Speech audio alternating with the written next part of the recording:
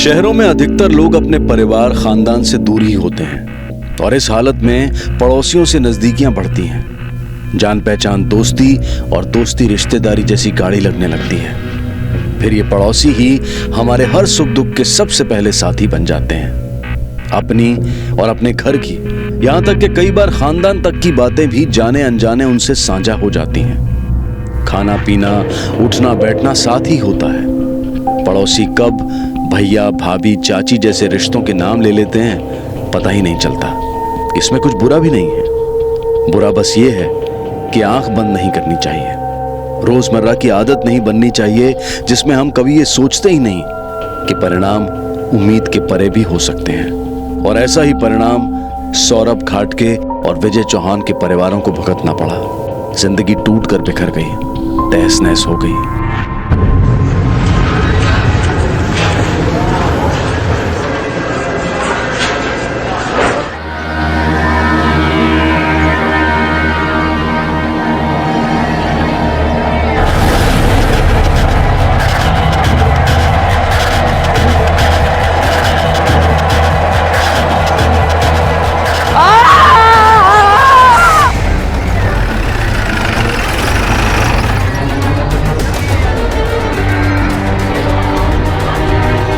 Sir, last कुछ 2-3 दिन पुरानी है। लगभग 30 की उम्र का आदमी है। यहाँ पे कंस्ट्रक्शन वर्कर है। उसने सबसे पहले लाश को देखा था। तुमने किसी को भेजा है क्या ये देखने के लिए कि कोई मिसिंग कंप्लेंट आई है या नहीं? हाँ सर, लाश के पास कुछ भी नहीं मिला, इसलिए मैंने कांस्टेबल लोहार को पहले से ही काम पे लगा दिया है।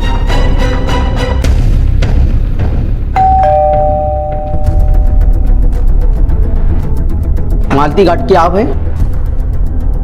जी। सौरभ घाटगे की मिसिंग कंप्लेंट आपने की थी। आपको हमारे साथ चलना होगा अभी।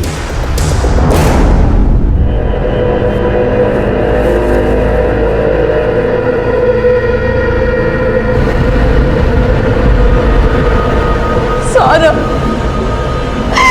सौरभ, सौरभ।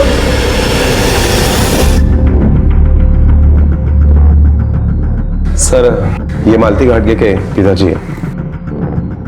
आप अपने बेटी और दामाद के साथ ही रहते हैं? नहीं साहब, मैं अलग रहता हूँ। आपके दामाद मतलब सौरभ घाटगे क्या काम करते हैं? प्रोफेशन क्या है उनका?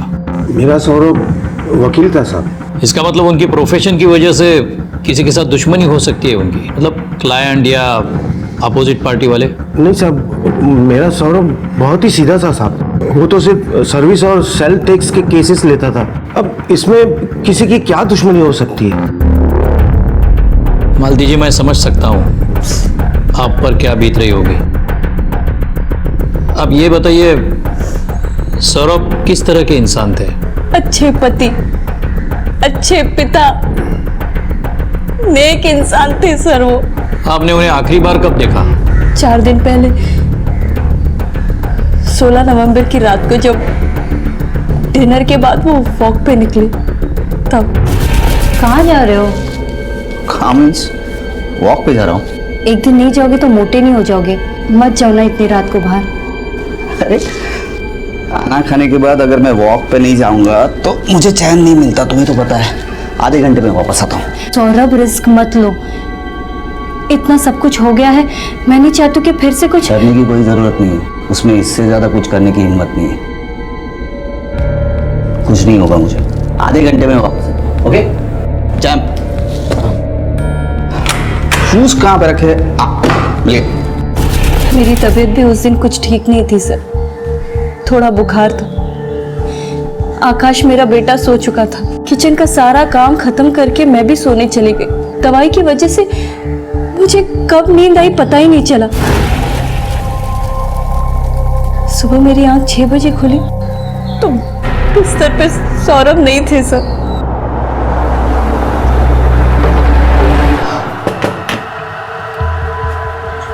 सौरभ, सौरभ,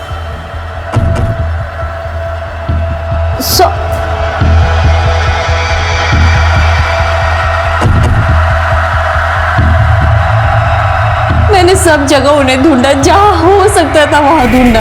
पूरा दिन फोन भी ट्राई किया सर, पर फोन लगा भी नहीं। ऑफिस में, कोर्ट में, कहीं नहीं थे वो सर। किसी ने उन्हें नहीं देखा, किसी को उनके बारे में कुछ पता नहीं था सर। हर जगह उसे ढूंढने की कोशिश की, पर जब वो नहीं आया और ना ही उसकी कोई खबर मिली, तो हमने 18 नवंबर को पुलिस स्टेशन में उसके लापता होने की रिपोर्ट लिखवाई। 16 नवंबर की रात को आपने सौरभ को वॉक पे जाने से रोकने की कोशिश क्यों की? क्या वजह थी? बता दे बेटा, सब सच सच बता दे। अगर आप सच बताएगी तो सर, हमारे पड़ोसी है विजय चौहान। हफ्ते भर में सौरभ और उनके बीच किसी पैसों को लेकर झगड़ा चल रहा था। बात यहाँ तक पहुँच गई कि विजय भाई साहब ने सौरभ को गुंडों से पिटवा दिया। ये गुंडों से पिटवाने वाली बात कितने दिन पुरानी है?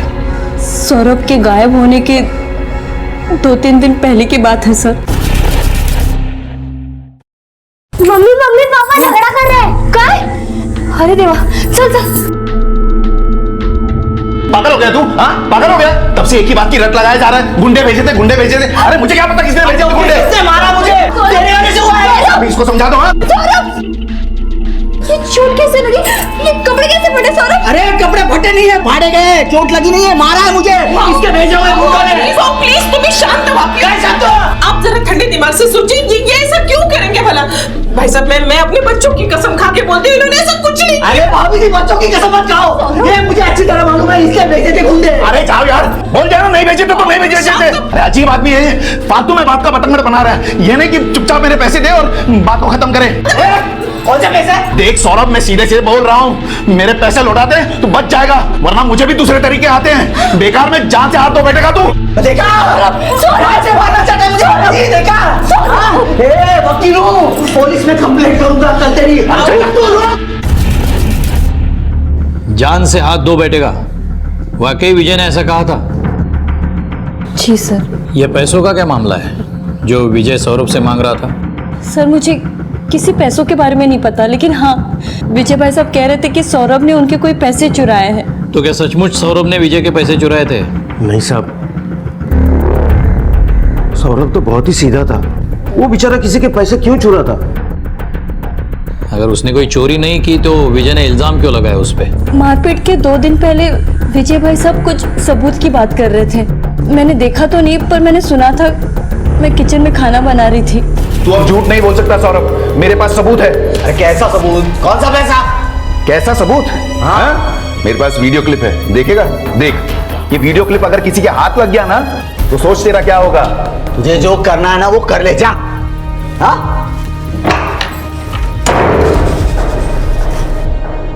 विजय ने सौरभ को वो क्लिप किसमें दिखाई थी? Laptop, mobile, camera? नहीं सर, मुझे नहीं पता, मैं नहीं देख पाई, मैं किचन में थी। पर पिछले 5-6 दिनों से विजय भाई साहब और सौरभ के बीच में खूब झगड़े चल रहे थे। आप लोग एक दूसरे को कैसे जानते थे? मतलब आप लोगों का रिलेशन कैसा था? जब से मैं और सौरभ शादी करके आए तब से जानते, 8 सालों से जानते। हम एक फैमिली की तरह रहते थे, पर पता नहीं अचानक ये सब। ठीक है, अब ले जा सकते हैं इन्हें। फिर से बात करनी पड़ेगी तो देखेंगे। जी साहब, चलो बेटा, चलो। सुरवे, ये विजय चौहान से पहचान बढ़ाओ, देखो कितना पानी में है। Okay sir. ऐसा कहते हैं कि इतने भी मीठे मत बनो कि लोग आपको निगल जाएं, और इतने भी कड़वे मत बनो कि लोग आपसे नफरत करने लगे। ये कहना मुश्किल है कि सौरभ की मौत ऐसी किसी मिठास या कड़वाहट की वजह से हुई थी, पर एक बात तो साफ थी कि परसों से एक दूसरे को जानने वाले घाटगे और चौहान परिवार के बीच में गाढ़ी दोस्ती थी, और फिर ये दोस्ती दुश्मनी में बदल गई। जो 24 घंटे एक दूसरे के सुख दुख में भागीदार होते थे, आज क्यों उनमें एक दूसरे के लिए सिर्फ नफरत दिखाई दे रही थी? और मालती ने जो पुलिस को बताया था, क्या वो सब कुछ सच था, या फिर इस सच का कोई दूसरा पहलू था जिसका पुलिस को पता लगाना था? पुलिस का सबसे पहला संदिग्ध था विजय चौहान, जिसके पास कत्ल का कोई खास मकसद अभी तक दिखाई नहीं दे रहा था, लेकिन अपनी छानबीन को दिशा देने के लिए पुलिस ने विजय को टटोलने की ठानी।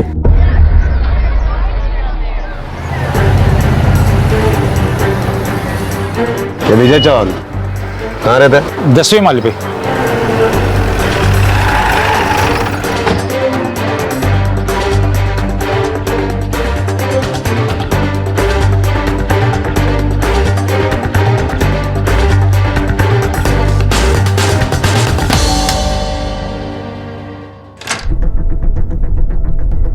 विजय चौहान घर पे है? हमें उनसे कुछ पूछताछ करनी है। सर वो तो घर पे नहीं है। कहाँ गए? वहाँ का पता बताइए। पता नहीं सर, मुझे कुछ बता के नहीं गए हैं वो। क्या हम अंदर आ सकते हैं? जी आइए।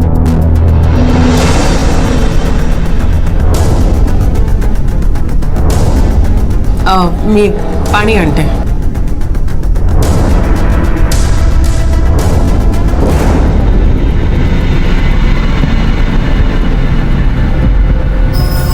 आपके द्वारा डायल किया गया नंबर स्विच ऑफ है। सर पानी।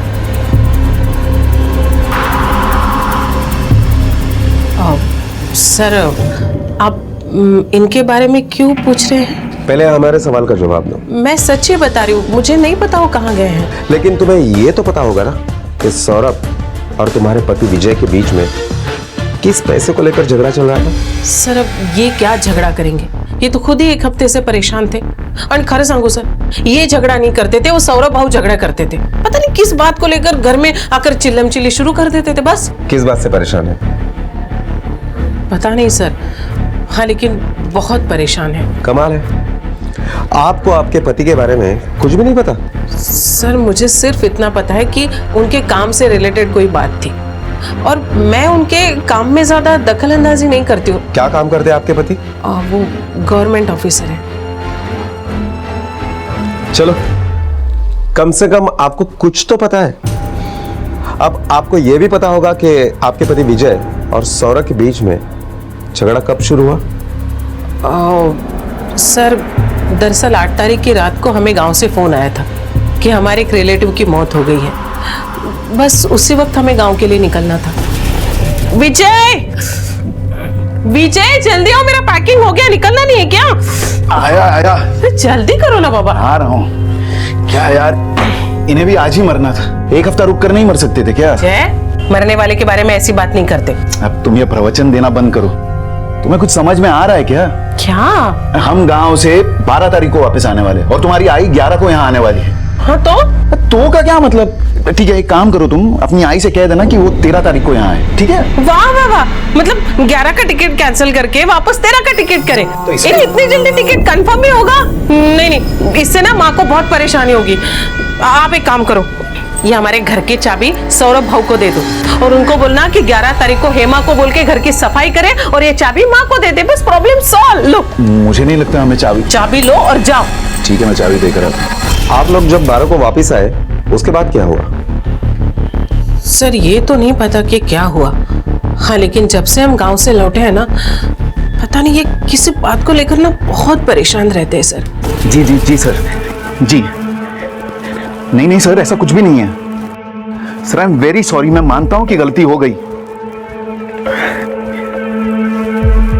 ठीक है सर, मैं कुछ करता हूं। जी। काय झालं? कोई प्रॉब्लम है क्या? किससे बात कर रहे थे? क्या हुआ? कहीं नहीं जरा सुनो।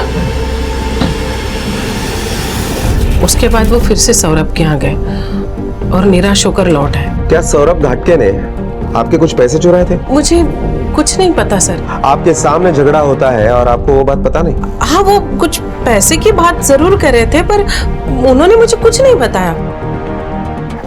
क्या बात है सर, आप उनके बारे में इतनी पूछताछ क्यों कर रहे हैं? जल्दी पता चल जाएगा। दो परिवार जिनके बीच में सीमेंट की दीवारें जरूर थी, लेकिन उनके दिलों के बीच कोई दीवार नहीं थी।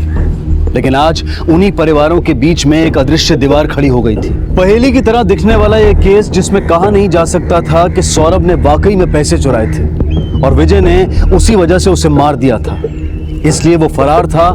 ये सारी बातें सिर्फ कल्पनाएं थी। पुलिस सच का पता लगाने की पूरी कोशिश कर रही थी और अपनी इस कोशिश को कामयाबी की तरफ ले जाने के लिए पुलिस एक बार फिर से मालती के घर पहुंची।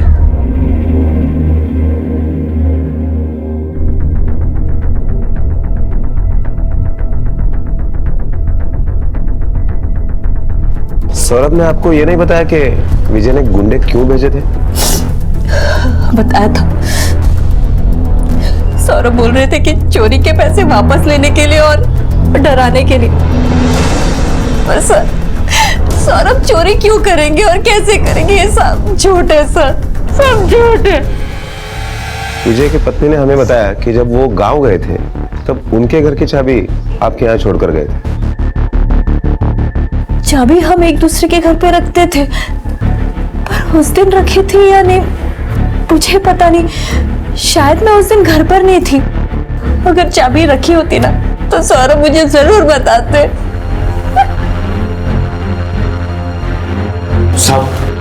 सौरभ की बॉडी कब तक मिलेगी? पोस्टमार्टम होने दो, सीनियर डॉक्टर की रिपोर्ट आते ही सौरभ की बॉडी आपको मिल जाएगी।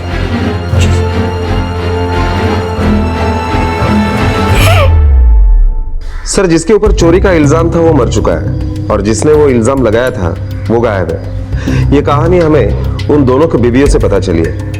पता नहीं कौन सच बोल रहा है और कौन झूठ। और पूरा सच कोई भी नहीं बता रहा हो। सर, अगर सौरभ ने चोरी की थी तो विजय ने आकर पुलिस स्टेशन में कंप्लेंट करनी चाहिए थी। बाद में सौरभ की लाश मिलती है और विजय गायब हो जाता है। मुझे तो लगता है कि विजय ने ही सौरभ को मारा है और पुलिस उस तक पहुंचे उसके पहले ही वो फरार हो गया। सवाल यह है कि दोनों के बीवियों को पैसे के बारे में कैसे नहीं पता, क्योंकि दोनों कह रही थी कि उन्होंने सिर्फ सुना था। सर, ये विजय की बीवी, उसे जरूर कुछ ना कुछ तो पता है और वो हमसे छुपा रही है। सिर्वे, ये सिर्फ पैसों की बात नहीं है, दोनों की बीवियां झूठ बोल रही है। तूने सिविल में कांस्टेबल को रखा है ना विजय के घर पे नजर रखने के लिए? यस सर, अगर विजय आता है तो हमसे बचकर नहीं जा पाएगा। और सौरभ के ऑफिस में उसके कलीग से पूछताछ करो, कुछ ना कुछ हाथ लगेगा। साहब बहुत अच्छे और मेहनती इंसान थे सर। किसी के साथ झगड़ा, किसी क्लाइंट के साथ? नहीं साहब, किसी के साथ कोई झगड़ा नहीं था।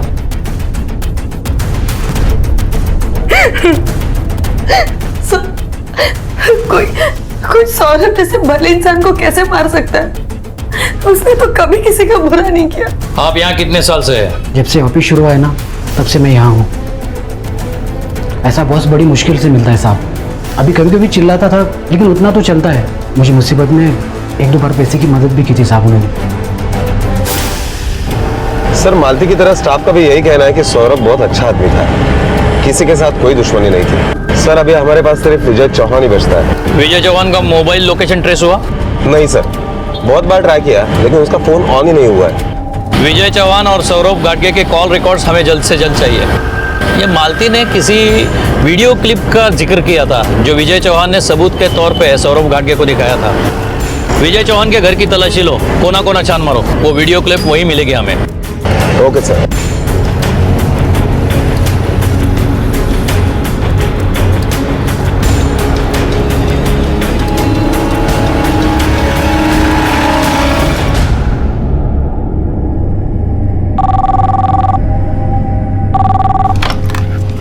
हाँ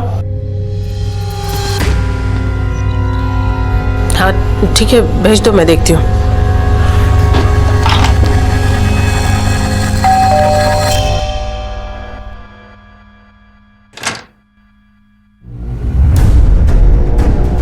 जी मिसेस चौहान, हमें आपके घर की तलाशी लेनी है। सॉरी सर, वो घर पे नहीं है। आप उनके आने के बाद आइए ना। देखिए मैडम, मुझे भी माफ कीजिए लेकिन हमें अभी तलाशी लेनी है। अरे, आप ऐसे कैसे डायरेक्ट घुसकर तलाशी ले सकते हैं? मैंने कहा ना वो घर पे नहीं है। देखिए मैडम, हमारे पास भी सर्च वारंट है और अगर आपने बीच में आने की कोशिश की तो हमें आपको भी अरेस्ट करना पड़ेगा, समझे?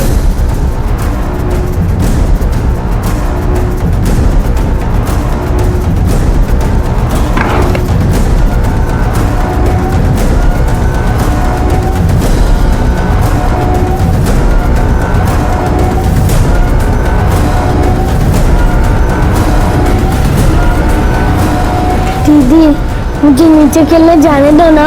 चुपचाप खड़े रहो। सारे बच्चे नीचे खेल रहे हैं, मुझे भी जाने दो ना। मिसेस चौहान, फिलहाल तो हम ये लैपटॉप लेकर जा रहे हैं। तावड़े, उनकी साइन लो रजिस्टर पे।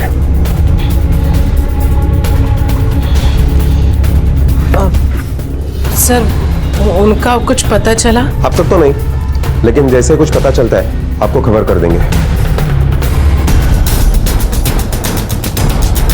नहीं सर, ऐसा कुछ सस्पिशियस नहीं है, बस 1-2 फिल्म पड़ी है, उनके अलावा कोई वीडियो नहीं है। मैंने सारी ड्राइव चेक कर ली, कोई हिडन फाइल भी नहीं है। इसके हाथ भी कुछ नहीं लगा। सुरवे, सौरव ने कहा था कि विजय ने कुछ गुंडे बेचकर उसे पिटवाया था। अगर ये सच है, मतलब कोई लोकल गुंडा ही होगा जिसे सुपारी दी होगी। हिस्ट्री शीटर से इंक्वायरी निकालो और जिसने भी सुपारी ली है उसे उठा लो। Okay sir.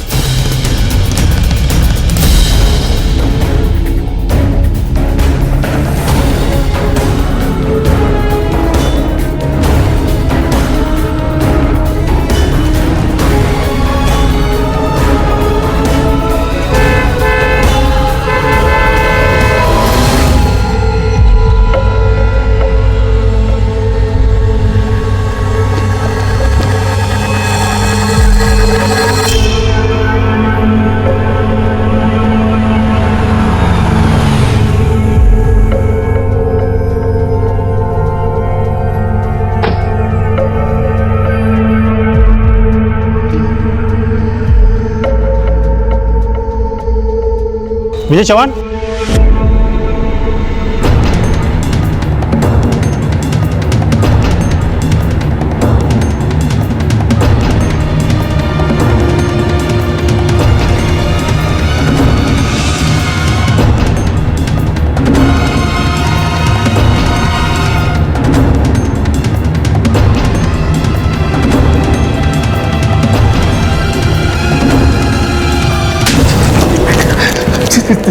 साहब मुझे क्यों मार रहे हो? मैंने क्या किया साहब? जब तूने कुछ किया ही नहीं तो पुलिस को देख के भागा क्यों? मैं घबरा गया था सर। अच्छा, बिना कुछ किए ही घबरा गया? चल तुझे घबराने का रीजन बताते हैं। जैसे ही सौरभ घाटगे की मौत हुई तू गायब हो गया था, क्यों? क्या साहब, भाई शपथ मुझे इस सब के बारे में कुछ भी नहीं पता। इसके पहले कि तेरी शक्ल बिगाड़ दे, सच बोल दे, कितने पैसे चुराए थे सौरभ घाटगे ने तेरे घर से? साहब एक या 1.5 लाख रुपए थे सर, 1.5 लाख रुपए थे। इतना पैसा घर पे रखता है और वो भी बीबी से छुपा कर? वो साहब मैं एक नया बड़ा टीवी लेना चाह रहा था, सरप्राइज था, इसलिए घर पे किसी को नहीं बताया था। क्या सबूत है तुम्हारे पास उसी ने चोरी की थी? साहब मेरे घर की चाबी थी ना उसके पास, और उसने कबूल भी किया था कि उसी ने पैसे चोरी किए थे, लेकिन वो देने से मना कर रहा था। 1.5 लाख चुराए थे? हाँ, तूने पुलिस में कंप्लेंट क्यों नहीं की? सबूत नहीं था मेरे पास। सबूत ढूंढना पुलिस का काम है और वो करती थी। चल अब ये बता, उस फुटेज में ऐसा कौन सा सबूत था जो तूने सौरभ को दिखाया था? कौन सा फुटेज? मेरे पास कोई फुटेज नहीं है। आप चाहे तो मेरा मोबाइल और लैपटॉप दोनों चेक कर सकते हैं। अच्छा, तो बिना किसी सबूत के अपने डाउट पे उसे गुंडों से पिटवाया तूने? साहब मैंने ऐसा कुछ भी नहीं किया। वो शपथ वो आमदा मुझ पर शक कर रहा था।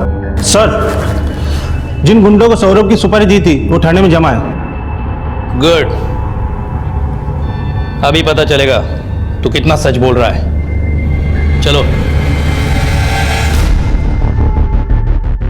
क्या तुम लोगों ने इसे मारने की सुपारी ली थी? हाँ साहब। इसी ने दी थी सुपारी? हाँ साहब, यही था। आओ साहब, मैंने सिर्फ मरम्मत करने के लिए कहा था, जान से मारने के लिए नहीं। हाँ तो मैं भी वहां पे मरम्मत करने के लिए गया था। 5,000 में थोड़ी ना ठोकूंगा उसको। तावड़े ले जाओ इन दोनों, इसको भी ले जाओ। आओ साहब, ऐका ना माझा। ओ साहेब, साहेब। सुरवे, विजय के ऑफिस में इंक्वायरी करो। टेढ़ी खीर है। आकाश, बेटा आकाश दूध पी लो। नहीं पीना मुझे। आकाश ऐसे नहीं करते बेटा, दूध पी लो। नहीं आकाश मैं नहीं पीऊंगी।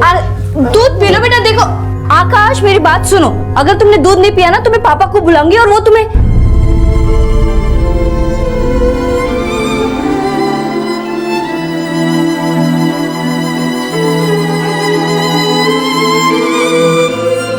मम्मी पापा आ रहे हैं। बोलो ना मम्मी, कितने देर में आ रहे हैं पापा? आजोबा देखो ना, मम्मी कुछ बोल नहीं रही है, सिर्फ रो रही है। बेटा आप मेरे पास आओ।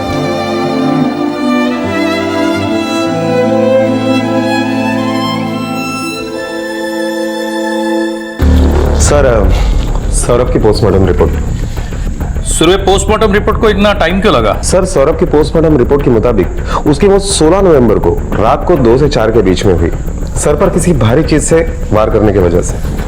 घाव बहुत जोर से किया गया था और घाव 3 दिन पुराना था, इसलिए मैंने सीनियर डॉक्टर से भी चेक करवाया। उनकी रिपोर्ट के मुताबिक भी 3 दिन पुराने घाव से उसकी मौत हुई। कुछ चोटें 4 दिन पुरानी थी, कुछ निशान 6 दिन पुराने थे, इसलिए सर। इसका मतलब इसे एक बार नहीं 2 बार या बार बार पीटा गया हो। सर ये विजय तो बहुत पहुंची हुई चीज निकला, 1 नंबर का रिश्वतखोर। सर हर महीने के 10 तारीख को इसके घर में 2 से 2.5 करोड़ रुपए आता है और ये पैसा विजय सब में बराबर बांटता है। इसका मतलब इसने हमें जो बताया 1.5 लाख, वो 1.5 लाख नहीं 1.5 करोड़ है।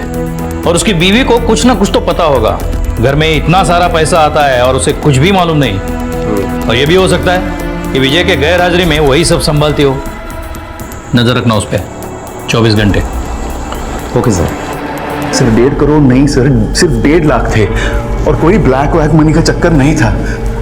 सर, कोई तो आप लोगों को गुमराह करने की कोशिश कर रहा। मैं रिश्वत नहीं लेता। मतलब हर महीने तेरे पास ब्लैक मनी नहीं आता था? नहीं सर। और हर 10 तारीख को पैसे बट्टे भी नहीं थे? सर जब आएंगे नहीं सर, नहीं बढ़ते थे। सुरवे, बोलने दो इसे झूठ, अगली 10 तारीख को सब साफ हो जाएगा। सर सौरभ घाटगे और इसके कॉल रिकॉर्ड्स आ गए हैं।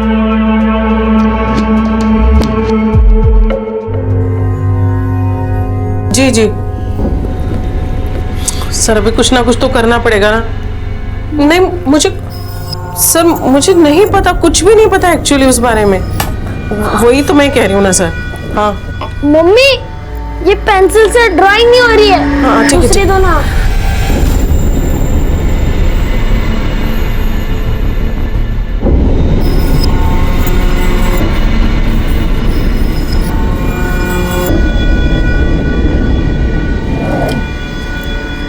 सर एक्चुअली आपकी हेल्प होगी ना तो बहुत मेहरबानी हो जाएगी सर। हाँ thank you sir, thank you. चलो बेटा रखो इसे, रखो, छोड़ो। चलो चलो तैयार होना है, हमें बाहर जाना है ना बेटा। आज आज आज शाबाश।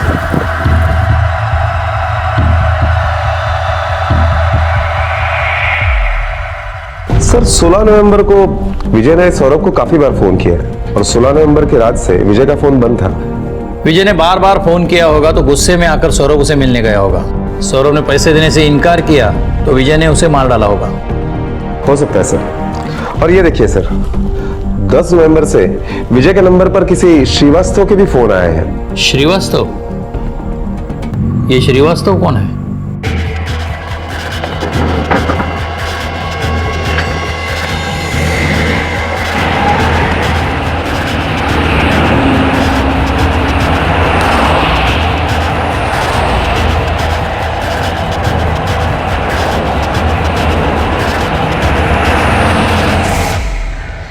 सोलह नवंबर की रात को तुम कहां थे? मैं उस दिन घर पर ही था। घर पर ही था तो फोन क्यों बंद था? वो मैंने फोन नहीं देखा होगा इसलिए चार्ज भी नहीं किया। ओ, तो रात को 10 बजे से लेकर सुबह 5 बजे तक तुम्हारा अपने फोन के ऊपर ध्यान ही नहीं गया, क्यों? सर काफी पुरानी और गैर जरूरी बात है। अब मैं ठीक से नहीं बता सकता कि मेरा फोन क्यों बंद था। हर गैर जरूरी बात को ध्यान लगाकर याद करो, वरना हमें याद कराना भी आता है, समझे?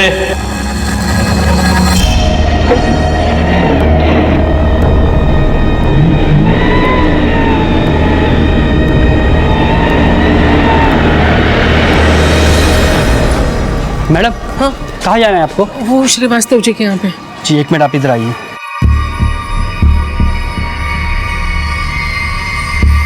मैडम हाँ? सर ने आपको नीचे रुकने कहा है, वो खुद आ रहे हैं। ठीक है।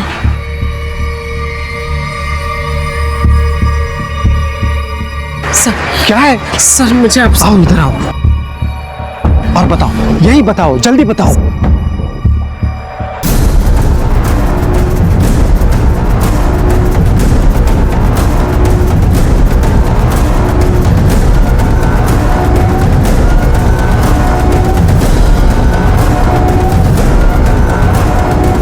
ये रमेश श्रीवास्तव कौन है?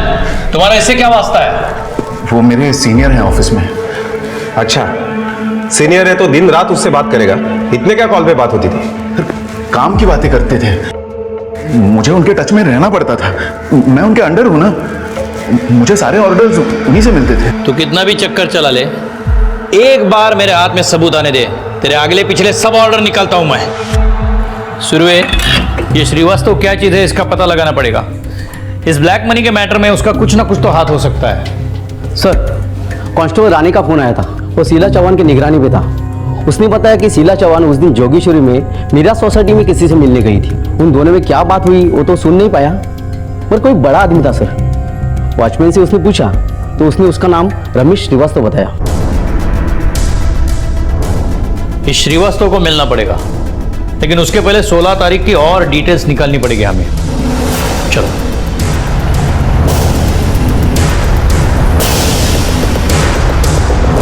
हाँ साहब, खटके साहब हर रोज खाना खाने के बाद टहलने जाया करते थे, उस दिन भी गए थे। अच्छा, एक बात बताओ, ये घाटगे साहब और मैडम, इन दोनों के बीच में रिश्ता कैसे था?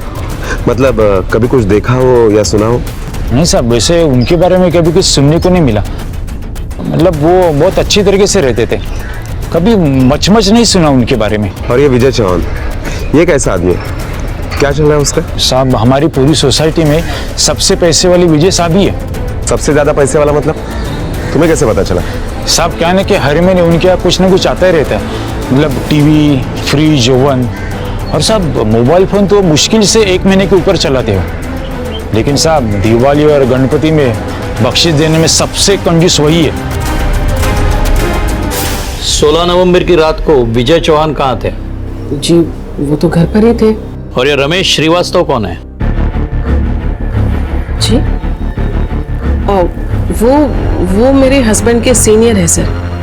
मम्मी, कम से कम ये ड्राइंग करने में तो हेल्प करो। बेटा, आप देख रहे हो ना मम्मी अंकल के साथ बात कर रही है, डिस्टर्ब मत करो आप। वो विजय के बॉस है? जी। तो आप उन्हें किस सिलसिले में मिलने गई थी? वो सर एक्चुअली मिस्टर श्रीवास्तव जो है वो मुझे मेरे पति की बेल कराने में हेल्प कर रहे थे, बस इसीलिए मिलने गई थी सर। मम्मी देखो ना, पापा की पेन नहीं चल रही है। बेटा लाओ बेटा, मैं ठीक कर देता हूँ, लाओ।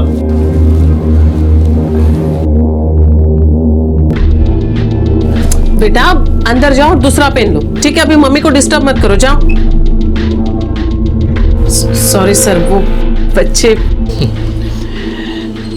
मिसेस चौहान, और कुछ है जो आपको लगता है हमें बताना चाहिए? सर, मुझे जो कुछ भी पता था मैंने सब आपको बता दिया। ठीक है, थैंक यू।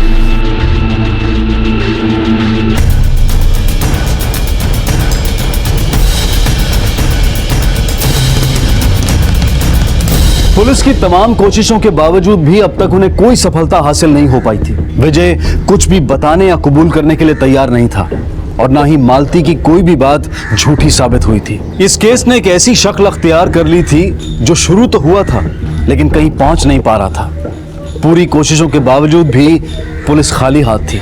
अब शायद वो फुटेज ही आखिरी उम्मीद थी जो विजय ने सौरभ को दिखाई थी, लेकिन वो थी कहां, किसके पास थी? पुलिस वहां तक पहुंच नहीं पा रही थी, या फिर वो फुटेज आसपास होकर भी पुलिस की नजरों से दूर थी। और तभी अचानक पुलिस के हाथ कुछ ऐसा लगा जो इस केस का रुख पलट सकता था। जब मैं विजय चौहान के घर पर पूछताछ करने के लिए गया था तो वहां पर एक बाइक काम के लिए आई थी। मेरे को हेमा भेजी है काम के वास्ते। वो गिर गई है, वो उसको चोट लगी है, तो महीना लगेगा उसको ठीक होने में। और वही बाइक सौरभ घाटगे के घर पर भी आई थी। साहब, वो मेरे को हेमा भेजी थी उसके बदले में काम करने के लिए। उसका कहना है कि उसकी पुरानी बाई ने उसे काम के लिए भेजा है। इसका मतलब है कि वही बाई दोनों के घर पर काम कर रही है। इसका मतलब उसे कुछ ना कुछ तो पता होगा, और 11 तारीख को वो सफाई करने भी गई होगी।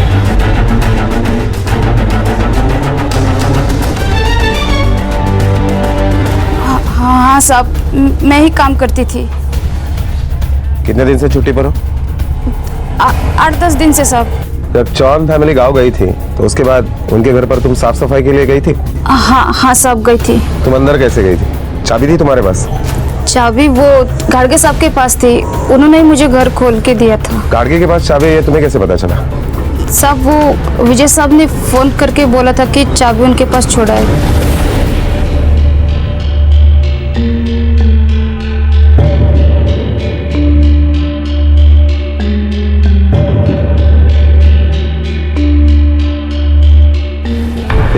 फिर क्या हुआ? मैं अपना काम खत्म किया और वापस आ गई। जब तुम काम कर रही थी तब सौरभ घर के क्या कर रहा था? वो सोफे पे बैठ के मैच देख रहे थे।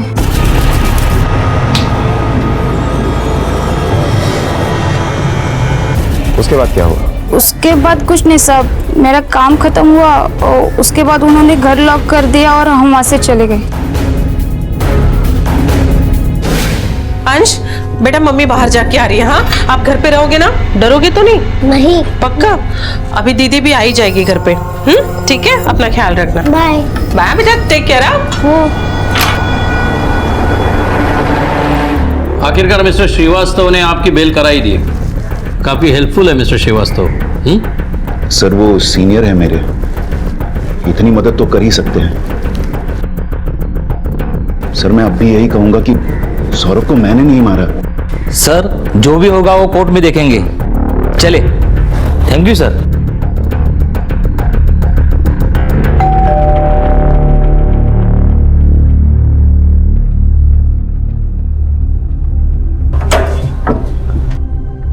जी नमस्ते, वो काम था।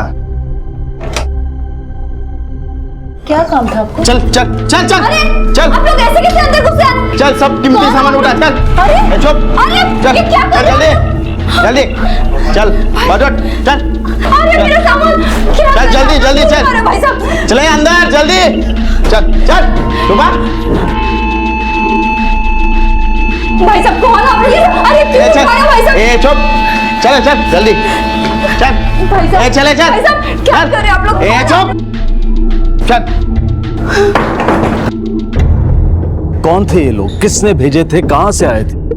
क्या ये कोई साजिश थी सौरभ और उसके परिवार के खिलाफ? विजय जैसे ही बेल पर बाहर आता है, सौरभ के घर में गुंडे घुसकर घर खाली करवाना चाहते हैं। क्या ये सब वाकई विजय करवा रहा था?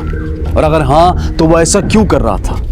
या फिर वो सिर्फ एक मोहरा था और चाल कोई और चल रहा था? इन सभी सवालों के जवाब आपको मिलेंगे कल रात 10:30 बजे इस केस के दूसरे और आखिरी भाग में। अब मैं अनूप सोनी आपसे विदा लेता हूं, फिर मुलाकात होगी।